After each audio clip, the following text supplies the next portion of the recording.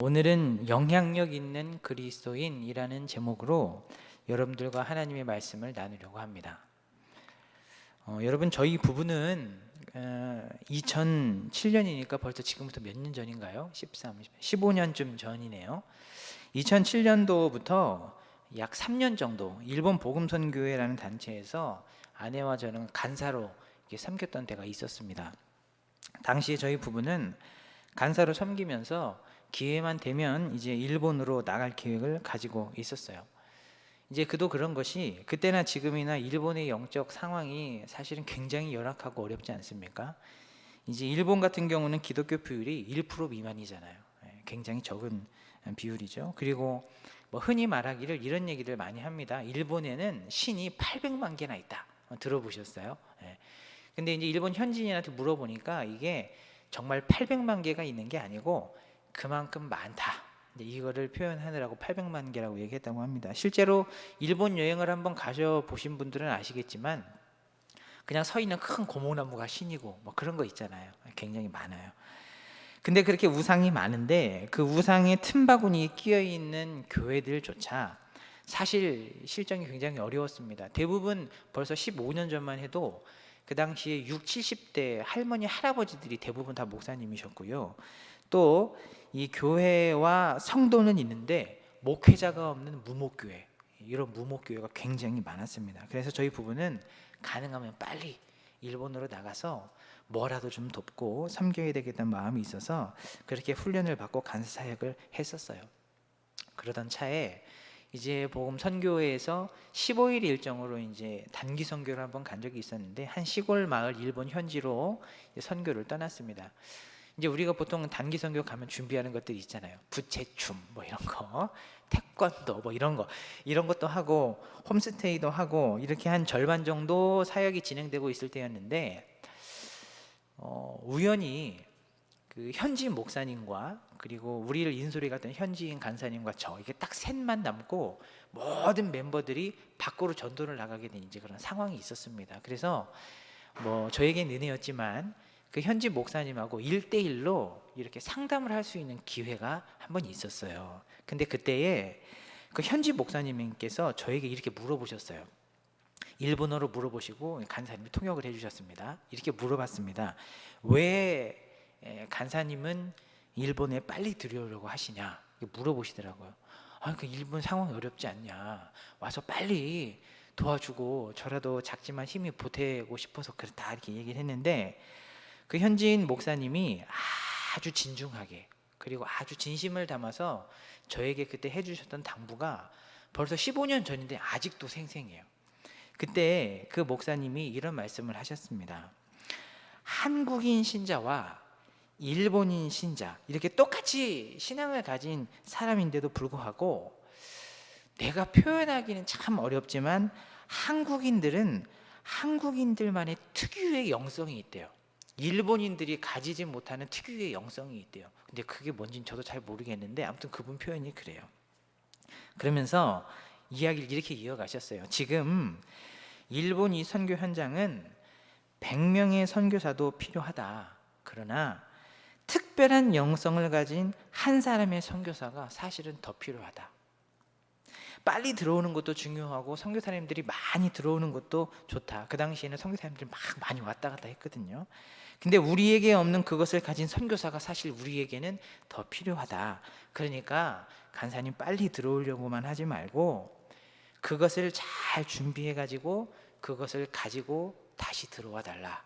이게 저에게 부탁을 하셨던 일이 생각이 났습니다. 여러분, 100명의 선교사님도 귀하지만 그들이 필요로 하는 차별적인 영적인 힘, 특유의 그 영성을 가진 어떤 그런 한 사람이 그들에게는 더 필요하다고 했고요. 그 지역을, 그 사람들을 그리고 그 현장을 바꿀 수 있다고 그 현지인 목사님은 말씀을 해 주셨던 겁니다. 그런데 여러분, 제가 이 이야기를 떠올리면서 가만히 생각해 보니까요, 이게 비단 일본의 현지 상황의 문제만은 아니라는 생각이 들었습니다. 우리나라도 여러분 이 영적인 형편이 그렇게 썩 좋지는 않은 것 같아요. 우리나라 기독교 인구가 여러분 그래도 적지 않잖아요. 근데 우리가 좀 냉정하게 이 기독교 인구의 이 믿음의 순도를 한번 좀 따져봐야 할 필요가 있을 것 같다는 생각이 문득 들었습니다. 100명의 그리스도인스러운 사람, 그리스도인스러운 사람, 제가 뭘 얘기하려고 하시는지 좀 감이 오세요? 그리스도인스러운 사람, 이런 사람들 100명도 여러분 참 중요합니다. 그러나 믿음이 없는 사람들과 비슷하거나 혹은 그들보다 도덕적으로나 여러 면에서 조금 더 나은 정도, 이런 정도의 차원이 아니고 좀 더 차별된 그리스도인의 특질을 가진 그 한 사람, 그리스도인들만이 가지는 특유의 삶의 색깔이 아주 선명한 그런 한 사람 있지 않습니까? 그래서 교회를 바라보는 이 믿지 않는 사람들의 시선과 마음에 실제적인 어떤 변화를 가져다 줄 수 있는 그런 정도의 믿음의 순도를 가진 사람, 그런 한 사람이 이 100명 중에 몇 명이나 될까? 이런 이 무거운 고민이 제 안에 생기더라고요. 한국에 있는 그리스도인들 중에 이런 부류는 몇 퍼센트나 될까 하는 고민이 마음에 들더라고요. 그리고 저에게 질문해 봤어요. 범중아, 너는 어디에 속하는 사람이니? 실망스럽고 부끄러워서 설교를 준비하다가 무릎을 꿇고 회개를 했습니다. 사실은 저도 그 한 사람이 속하지는 못하는 것 같다는 생각이 들었기 때문에 그래요. 여러분, 어느 시대건 마찬가지였겠지만 우리가 살고 있는 지금이야말로 이런 한 사람이 절실하게 필요한 시대라는 목마름이 사실 제 안에는 있습니다. 여러분, 오늘 우리는 정말 이런 한 사람, 믿는 자의 특유의 어떤 영성을, 그리고 그들만의 삶의 방식과 이러한 영성을, 특별한 영성을 확실하게 가진 그 한 사람이 정말 필요했던 한 지역이 있었어요. 오늘 본문에서 우리는 이제 그 지역으로 떠날 텐데요. 여러분, 오늘 말씀을 통해서 기대하는 것은 오늘 말씀이 끝나고 나서 저와 여러분들의 마음 가운데 이 시대에 꼭 필요한 한 사람, 정말 그리스도인스러운 사람이 아니라 정말 그리스도인들만이 가지는 특유의 삶의 색깔들을 선명하게 가진 그 한 사람이 내가 되어야 되겠다. 직장에서, 가정에서, 나를 보내시는 그곳에서 내가 그런 한 사람이 되어야 되겠다 하는 도전이 여러분들과 저의 마음 가운데 부어지기를 간절히 바라고 축복합니다. 여러분, 이제 우리가 본문 안으로 들어갈 텐데요. 우리가 있는 곳은 어딘가 하면 소돔과 고모라입니다. 이곳에는 그런 한 사람이 정말 필요했던 땅이었어요. 자, 여러분, 그 지역에 살고 있는 우리는 롯을 만날 텐데요. 먼저 이 롯이라는 사람이 어떤 사람인지 우리가 먼저 좀 알고 넘어가야 할 필요가 있어서 이 롯이라는 사람에 대해서 좀 구체적으로 설명을 한번 해드리겠습니다. 이 롯이라는 사람은요, 일단 돈이 많았어요. 부자였습니다. 돈 많은 사람들은 아무래도 누군가에게 좀 이렇게 영향력을 끼치는데 좀 유리한 측면이 있지 않습니까? 그러니까 오늘 롯이요, 부자였어요. 창세기 13장 6절에 보면 이렇게 되어 있습니다. 그 땅이 그들이 동거하기에 넉넉하지 못하였으니 이는 그들의 소유가 많아서 동거할 수 없었음이니라. 아브라함과 헤어져서 소돔으로 이주를 할 때부터 사실 롯은 부자였어요. 가진 게 많았습니다. 그리고 또 하나, 여러분, 오늘 본문 1절에 보시면요, 롯이 소돔 성문에 앉아 있다가 이런 표현이 있습니다. 근데 여러분, 고대 사회에서 이 성문이라는 곳은요, 재판을 하는 곳이기도 하고요, 또 사업의 거래가 있는 곳이기도 하고요, 또 사교의 중심지이기도 했어요. 그러니까 여러분, 롯이 이 두 천사를 만날 때 소돔 성문에 앉아 있었다라는 이 장소만 봐도 롯은 그곳에서 어느 정도 상류층이었음을 우리는 추측해 볼 수 있습니다. 그러니까 사회적인 지위도 어느 정도 롯은 가지고 있었어요. 여러분, 마찬가지로 돈 많고 사회적인 지위도 있고 그러면 누군가에게 영향력을 끼치는데 아주 유리하잖아요. 그렇죠? 근데 여러분, 이제 한번 보세요. 롯이 영향력을 잘 끼치는지 한번 보십시오. 또 이 당시 롯의 삶을 좀 더 생생하게 표현해 주고 있는 부분이 이제 9절 말씀인데, 9절에 이런 표현이 있어요. 우리의 법관이 되려고 하는도다.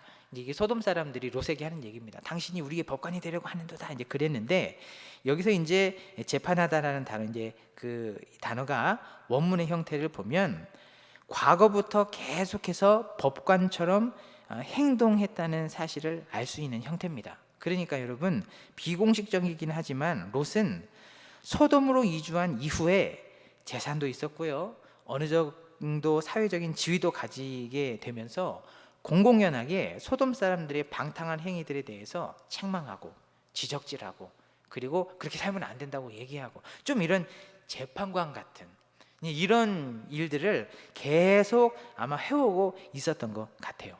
그리고 뿐만 아니라 베드로후서 2장 7, 8절에 보면 그 당시에 롯의 심경과 이 심리적인 상태들도 잘 알 수 있는데, 거기 보면 이런 말씀이 있어요.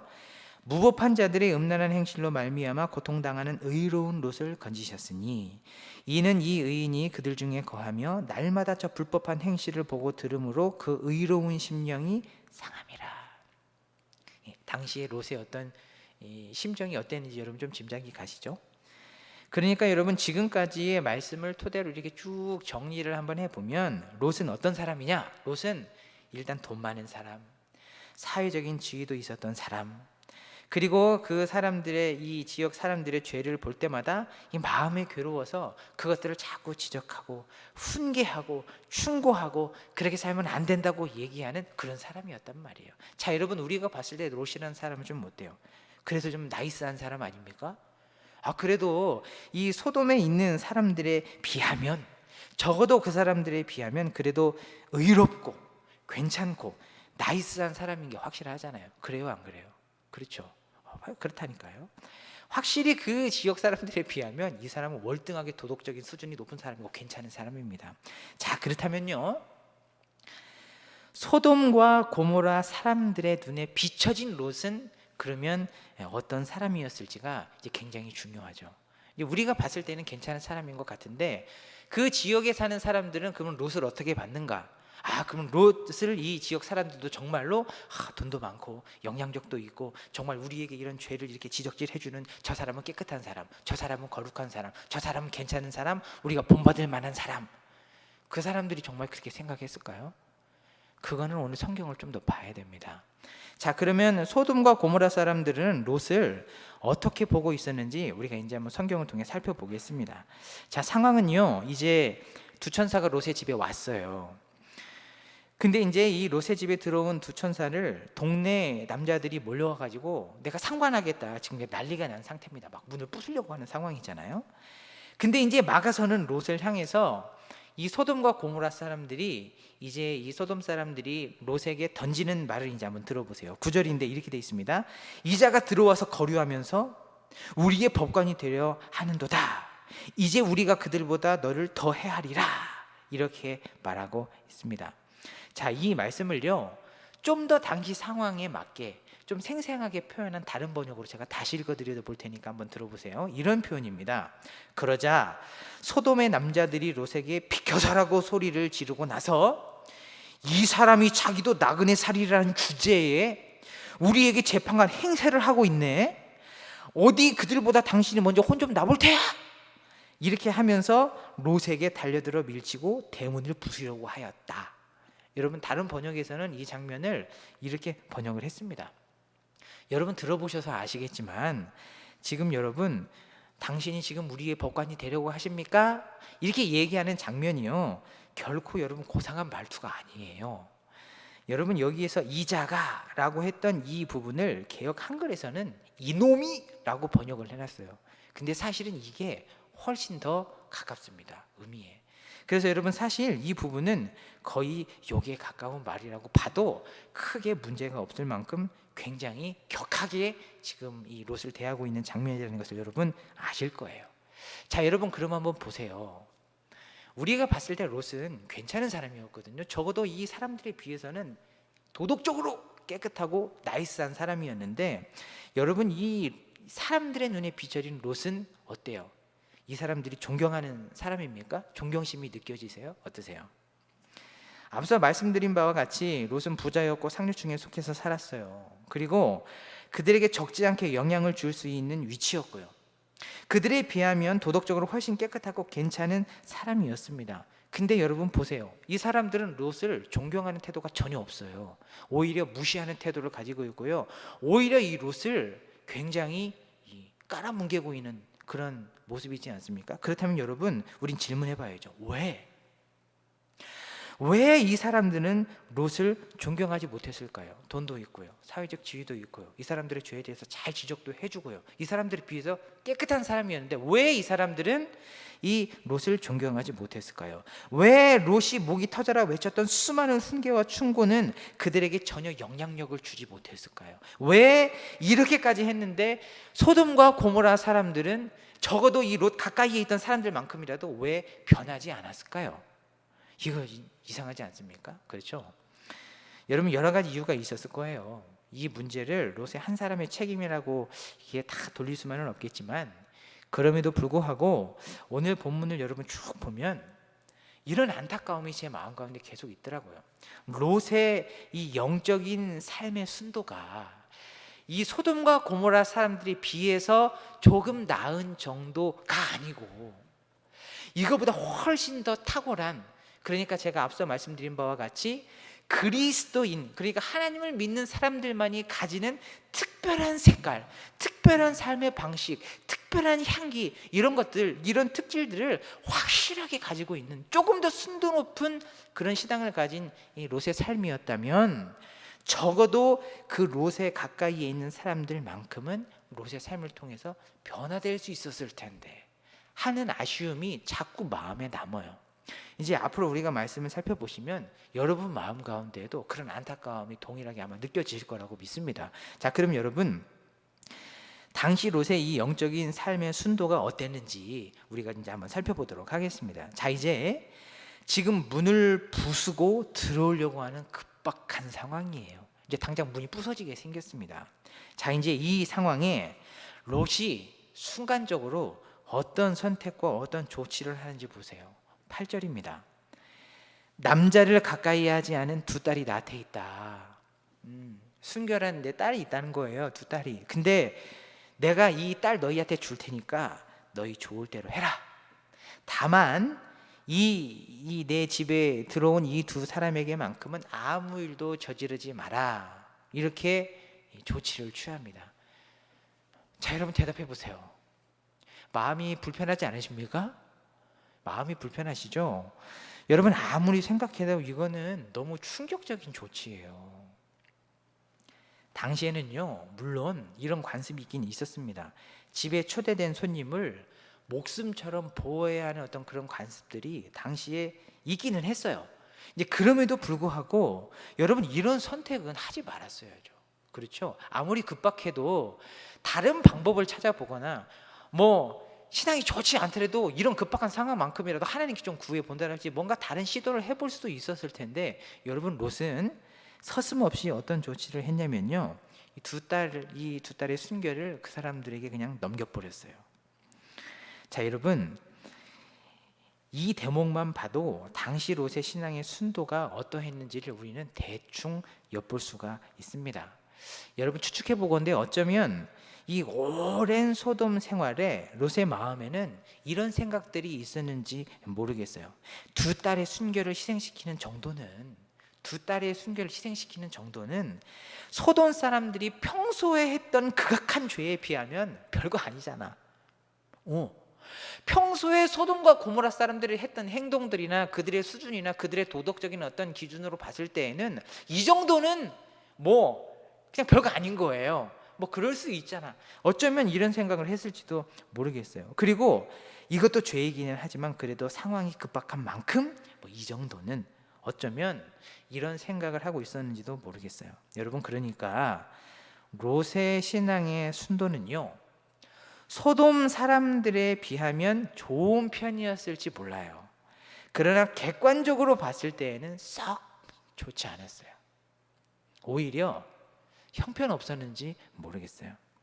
여러분, 이런 부분들을 잘 보여주는 말씀이 베드로후서 2장 7, 8절 말씀, 우리가 아까 읽었던 말씀인데 그 부분 제가 한 번 더 읽어드릴 테니까 한번 들어보세요. 이런 말씀이 있습니다. 무법한 자들의 음란한 행실로 말미암아 고통당하는 의로운 롯을 건지셨으니, 여기서 의로운이 중요합니다. 이는 이 의인이 그들 중에 거하며 날마다 저 불법한 행실을 보고 들으므로 그 의로운 심령이 상함이라. 의로운이라는 단어가 많이도 쓰였습니다. 자, 근데 여러분 여기에서 롯을 의인이라고 표현하고 있는데요, 여기에서 의인이라고 말하는 것은 완전함, 의미하는 게 아니에요. 퍼펙트가 아닙니다. 그게 아니고요. 당시 소돔 성의 거민들에 비해 의인이었다라는 의미에 사실은 오히려 더 가까워요. 그러니까 여러분, 이처럼 롯의 신앙의 순도가 소돔 사람들보다는 분명히 나았을 수 있지만, 그러나 롯의 이 신앙은요, 차별적인 어떤 영적인 특질을 분명하게 가진 그런 한 사람, 이건 아니었어요. 하나님 믿는 자의 특유의 삶의 방식을 가지고 살아가는, 그리고 하나님 믿는 자만이 가지는 어떤 특유의 색깔을 선명하게 가지고 있는 어떤 그러한 하나님을 잘 믿는 어떤 그런 사람은 아니었단 말이에요. 그냥 그들보다 좀 나은 정도, 소돔과 고모라 사람들보다 조금 나은 정도였습니다. 또 하나 여러분, 롯의 신앙의 순도를 엿볼 수 있는 대목이 있어요. 거기가 어딘가 하면요, 여러분, 당시에 이 롯에게는 두 딸이 있었는데 이 두 딸이 이미 정혼한 상황이었다는 사실 여러분 아시죠? 결혼하기로 약속한 남자들이 두 딸이 다 있었단 말이에요. 성경에 나오는데요. 근데 여러분, 이 정혼을 시킨 남자, 결혼하기로 약속한 이 남자들은 하나님을 아는 사람이었을까요? 모르는 사람이었을까요? 모르는 사람이죠. 소돔과 고모라 이 거민이었거든요. 여러분, 그래서 창세기 19장 14절에 보면 이런 상황이 펼쳐집니다. 두 천사가요, 롯에게 얘기를 하는 거예요. 지금 유황불이 하늘에서 떨어지기 직전이다. 니네 식구들을 빨리 데리고 나가라. 이렇게 하는 장면인데요. 그때에 이 두 천사가 롯의 가족들을 살리려고 이렇게 나가라고 할 때 롯이 자기 가족만 쏙 나가지 않고 사위들도 부릅니다. 그래가지고요, 이 사위들한테 이 사실 쫙 설명하고 알리면서 우리 같이 나가자, 우리 같이 살자, 이거 하나님의 메시지다, 우리 같이 나가야 된다 얘기를 하는데요. 이때에 성경에 보면 이 사위들이 이 이야기를 듣고 이것을 농담으로 여겼더라 그랬어요. 근데 여러분, 여기서 농담으로라는 단어가 차하크라는 단어인데요, 이게 비웃다라는 의미를 가진 단어입니다. 좀 넘어서서는 조롱하다라는 의미를 가진 단어예요. 그러니까 여러분, 롯이 사위들에게 야, 하나님께서 이 땅 멸하실 거다, 우리 빨리 나가자, 이 메시지를 아멘으로 받고 우리 같이 살자, 이렇게 얘기를 했는데 조롱했어요. 속으로는 비웃었어요. 이 장인 어른이 될 사람의 말을 여러분 건성으로 들었단 말이에요. 이 남자들은요, 이만큼 영적으로 무지한 사람들이었어요. 그리고 사실 이 사람들은 어쩌면 당시 소돔과 고모라 사람들의 방탕함과 비교했을 때 그 수준이 크게 다르지 않은 사람들이었을 겁니다. 자, 그런데 롯이요, 자기의 딸을 그런 사람들과 정혼을 시켰단 말이에요. 여러분들이 지금 자녀를 가진 사람들이라면 이렇게 예수를 안 믿는 정도가 아니고 아주 그냥 꼴뚜기 같은 그런 사람하고 자녀들을 이렇게 결혼을 시키시겠어요? 안 그러시겠죠? 안 그러실 거예요. 여러분 보세요. 그런데도 딸을 이렇게 정해주겠다는 사실을 딱 보면요, 당시 롯의 영적인 삶의 순도가 그렇게 좋은 편이 아니었다는 것을 여러분 충분히 알 수 있습니다. 여러분, 그리고 또 하나 이제 좀 상상력을 발휘해 보면 좋겠는데요, 롯이 이렇게 딸을 내어줘 버린 이 조치가요, 사실 롯에게 있어서는 굉장히 치명적인 실수였습니다. 왜인가 하면요, 여러분, 결혼을 약속한 청년들이 있었다고 제가 했잖아요. 그렇죠? 근데 여러분, 이 청년들은 소돔 지역에 사는 사람들이었단 말이에요. 동네 사람들이었어요, 쉽게 말하면. 그렇죠? 자, 그럼 여러분 한번 상상해 보세요. 지금 원근에서 사람들이 세욕의 눈이 멀어가지고 달려들고 있는 상황이에요. 문 부시려고 하고 있습니다. 야, 그 사람을 끄더라, 막 동네 사람들이 다 와서 지금 그러고 있단 말이에요. 그렇죠? 자, 그럼 여러분, 그 몰려든 사람들 중에, 이 롯의 집에 몰려든 사람들 중에 롯의 딸들과 결혼을 약속한 청년들 있었잖아요. 그 청년들과 친분이 있는 사람이 있었을까요, 없었을까요? 한번 상상을 해보세요. 지금 동네 사람들이 다 몰려와가지고 지금 야, 그 남자 내놔라, 우리가 막 관계할 거야 얘기하고 있어요. 다 동네 사람들이거든요. 근데 롯의 딸과 정혼했던 남자들도 사실은 저 멀리 이방 사람이 아니었단 말이에요. 근처에 사는 사람들이었겠죠. 자, 그러면 롯의 집 앞에 와서 이 두 남자 내놓으라고 했던 사람들 중에 이 롯의 딸과 정혼하려고 했던 그 남자와 친분이 있는 사람이 있었겠냐고요, 없었겠냐고요? 어렵습니까? 안 어렵죠? 있었을 거예요. 여러분, 사실 여러분 거기 온 무리의 대부분은 롯의 딸이 누구랑 결혼을 하기로 약속했는지 거의 대부분 다 알고 있었을 거예요. 왜냐하면 동네 사람들이니까. 자, 이런 상황에 정혼한 두 딸의 순결을 다른 사람에게 롯이 주어버리렸어요. 이 행동은요, 이 딸에게 뿐만이 아니라 그 정혼을 하기로 약속한 청년들에게도 수치스럽고 불명예스러운 일입니다. 자, 그럼 질문할게요. 롯이 이 두 손님을 보호한답시고 정혼한 두 딸, 다 동네 사람들이랑 정혼한 사람이거든요. 이 두 딸의 순결을 니네 맘대로 해라 이렇게 줘버렸단 말이에요. 이렇게 했을 때 그 무리, 이 누구랑 정혼한지 다 알고 있는 무리들은 롯을 보면서 무슨 생각을 했을까요? 무슨 생각을 했을까요? 이런 양심도 없는 놈, 뭐 이러지 않았겠어요? 내가 지금 네 딸들이랑 내 지금 옆집 저기 누구랑 결혼하기로 약속한 거 내가 다 알고 있는데 지금 그렇다고 네 두 딸들을 지금 이 남자들한테 내놔? 이런 양심도 없는 놈, 그러지 않겠어요? 그렇죠?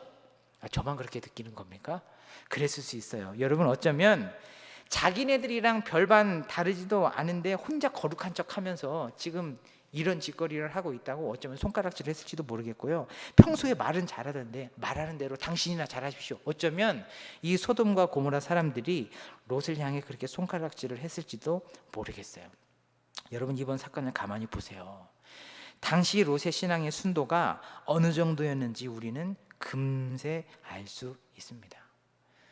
여러분, 롯은요, 적어도 소돔 사람들의 기준으로 보면 확실히 좀 더 도덕적이고 좀 더 깨끗한 삶을 살고 있었어요. 그러나 비슷함, 아니 좀 더 나음의 수준 정도였지 완전히 다름에까지는 미치지 못했어요. 그냥 그 사람들보다 조금 나은 정도였습니다. 그래서 사람들은 롯을 존경할 만한 사람이나 본받을 만한 사람으로 보지 못했어요. 그렇기 때문에 롯은 재물도 가졌고 사회적 지위도 가졌고 그 사람들보다 도덕적으로 조금 더 우위에 있는 사람이었음에도 불구하고 주위 사람들에게 아무런 좋은 영향력을 끼치지 못했단 말이죠. 여러분, 이런 사람들은 주변을 변화시킬 수가 없습니다. 비슷한 사람, 조금 더 그들보다 나은 사람은 여러분 그 사람들에게 깊은 영향력을 줄 수가 없어요. 여러분, 소돔과 고모라는요, 의인 10명만 있었어도 용서받을 수 있는 땅이었어요.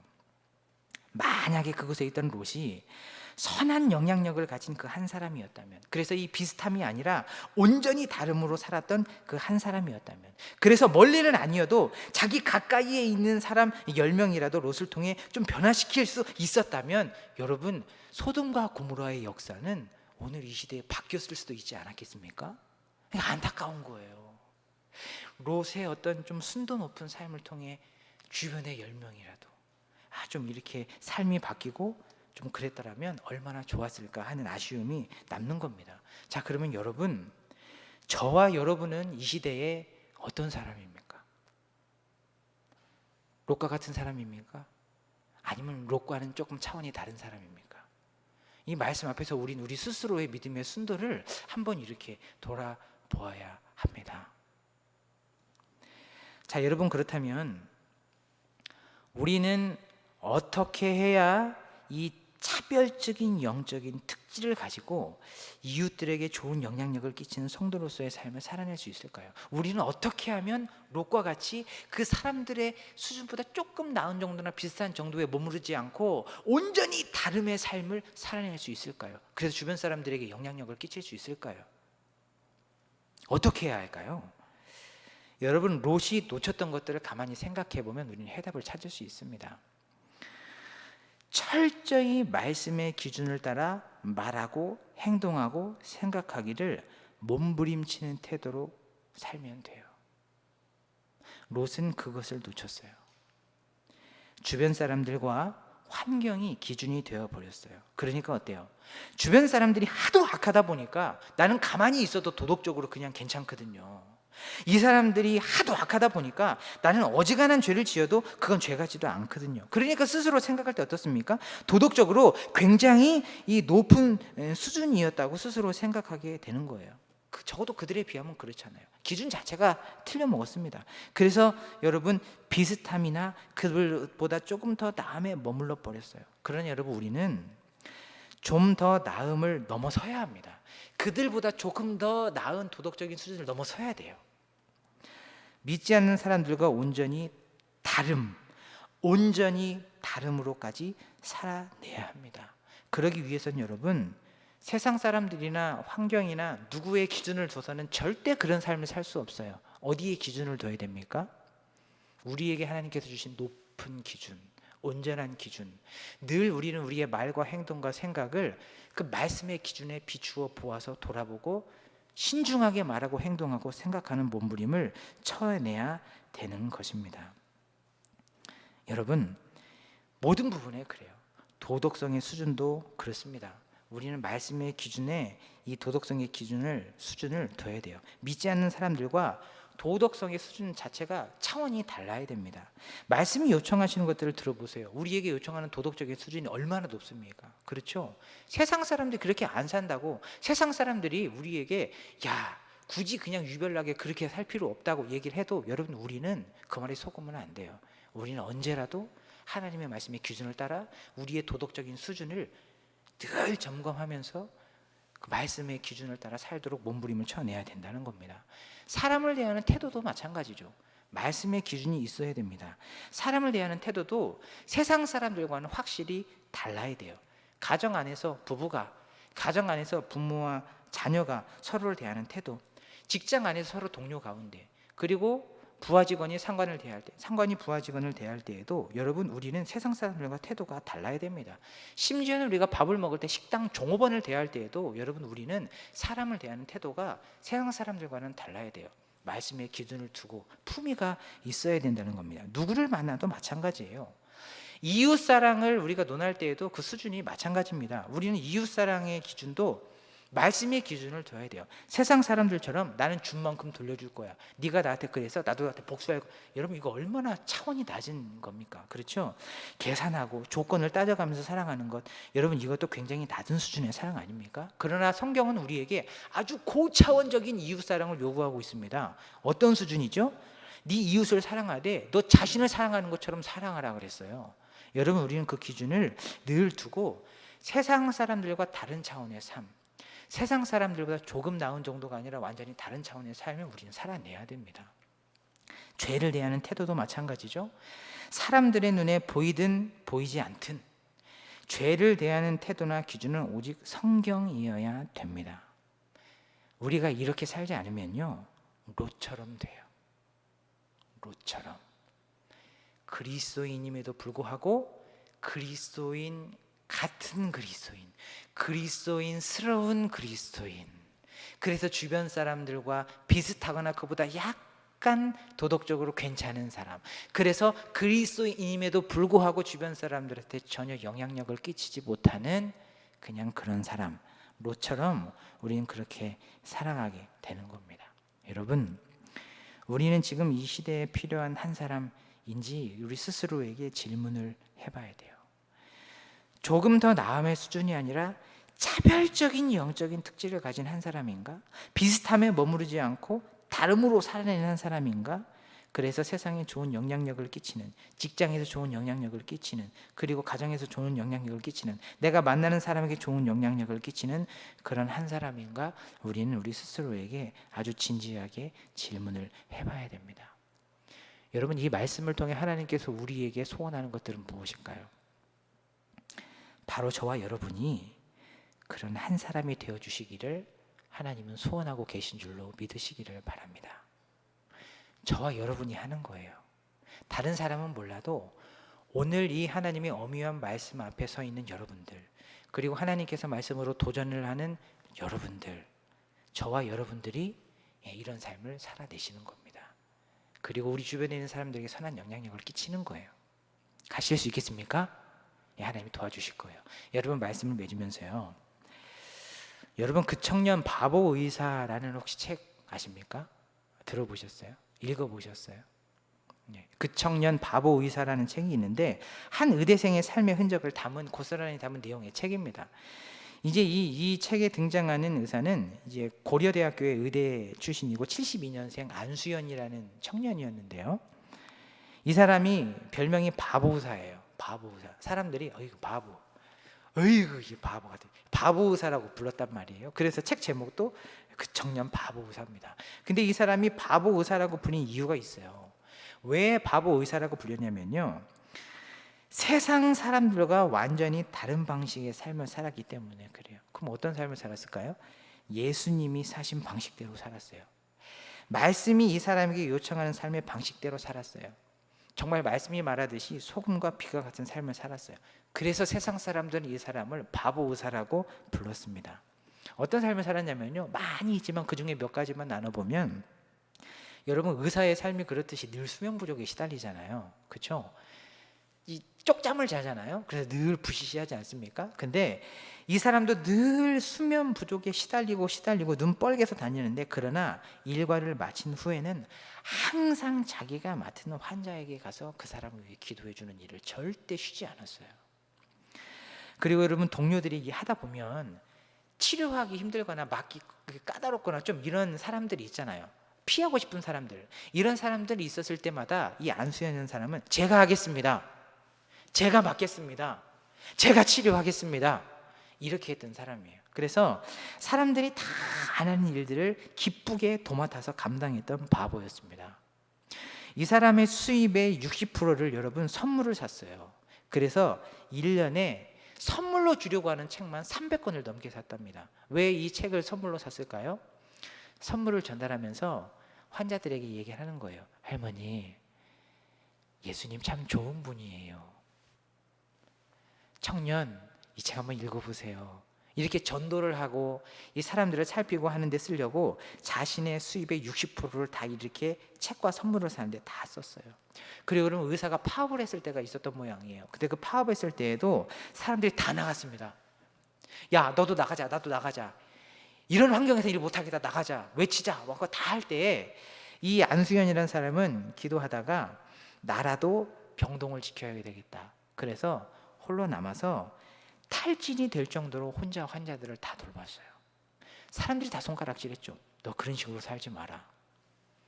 다 손가락질 했겠지만 그러나 그 모든 것들을 뿌리치고 자신의 신앙 양심을 따라서 환자들을 돌봤어요. 이것뿐만이 아니라 여러분, 말씀의 교훈을 따라 행동하고 선택했던 그 의사의 감동적인 일화가 무수히 많습니다. 근데 여러분, 이 사람이 안타깝게 33살에 죽었어요. 유행성 출혈열에 걸려가지고 이 33살의 꽃다운 나이에 하늘로 가게 됩니다. 그래서 그 사람이 죽고 나서 이 책이 나왔거든요.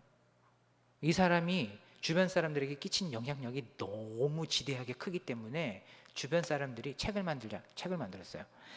그래서 여러분, 짧은 인생 누구보다도 많은 사람들에게 깊은 도전과 감동을 주고 갔는데, 한 동료가 그 안수연이라는 사람을 회고하면서 쓴 글이 있어요. 제가 그 글의 한 대목을 읽어드릴 테니까 한번 들어보세요. 이렇게 썼습니다.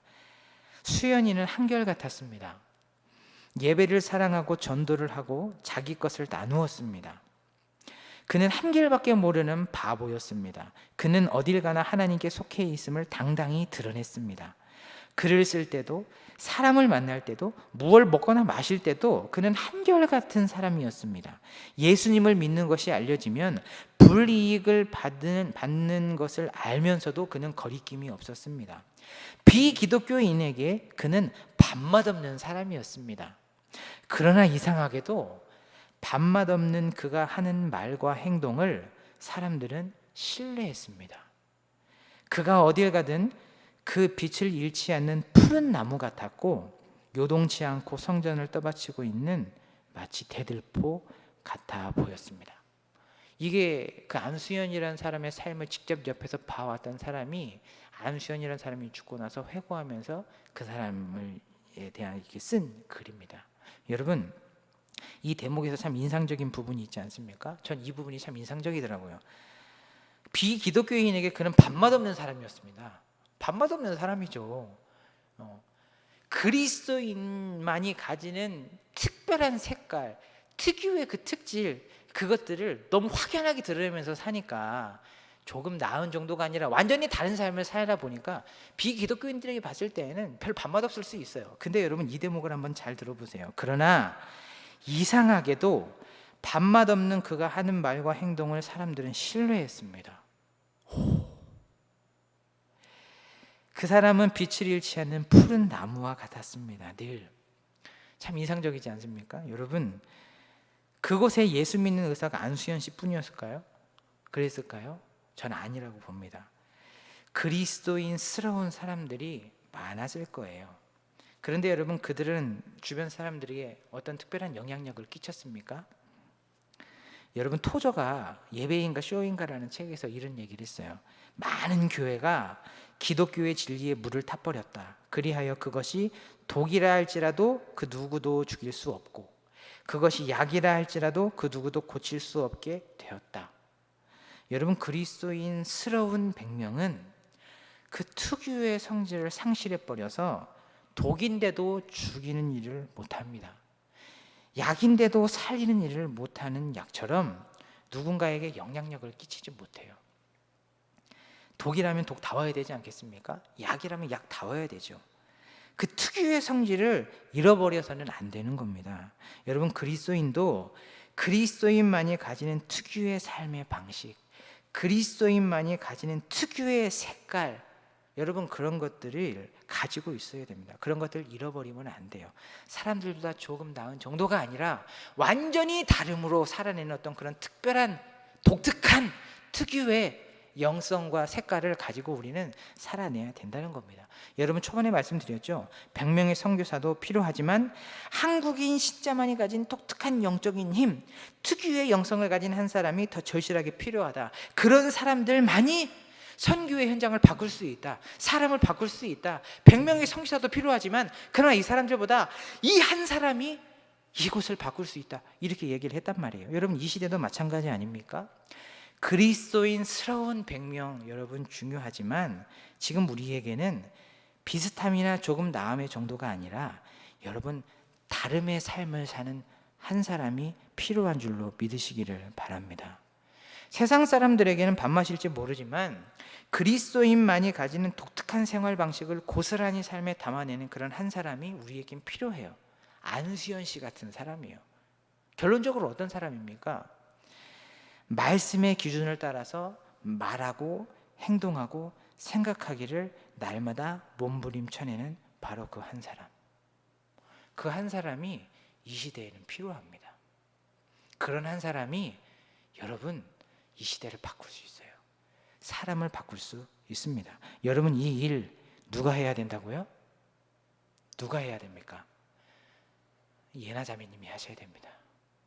아멘 하세요? 저와 여러분들이 해야 됩니다. 여러분, 이제 오늘 이 밤에 하나님께서 저와 여러분들의 심령 가운데 심어주신 이 말씀을 가지고 여러분 이제 여러분들에게 허락하신 삶의 터전으로 돌아가세요. 직장으로 돌아가세요. 그리고 직장에서 돌아가실 때에 여러분들의 말과 행동과 생각을 말씀의 기준을 두고 여러분 다시 점검하세요. 동료를 대할 때, 상관을 대할 때, 내 밑에 있는 사람을 대할 때 여러분들의 태도를 점검하세요. 그리고 말씀의 기준을 따라 여러분들의 말과 행동과 생각을 해내세요.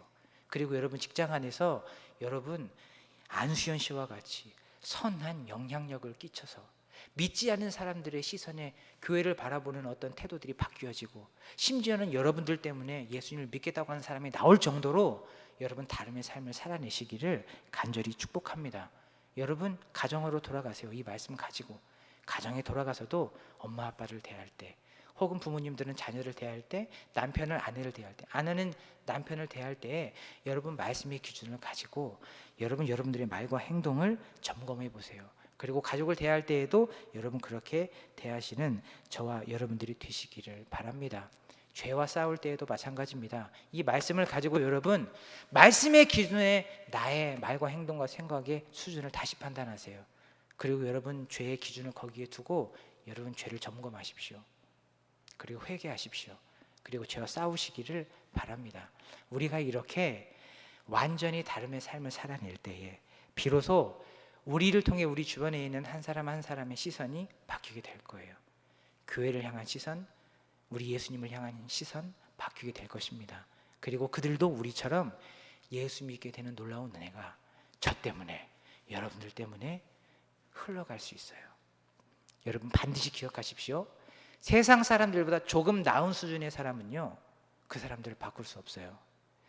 다름의 삶을 사는 한 사람, 안수연 같은 한 사람, 이런 한 사람이 세상을 바꿀 수 있고 이 시대는 그런 사람들을 필요로 합니다. 저와 여러분들이 그런 사람 되어주시기를 축복하고 응원합니다.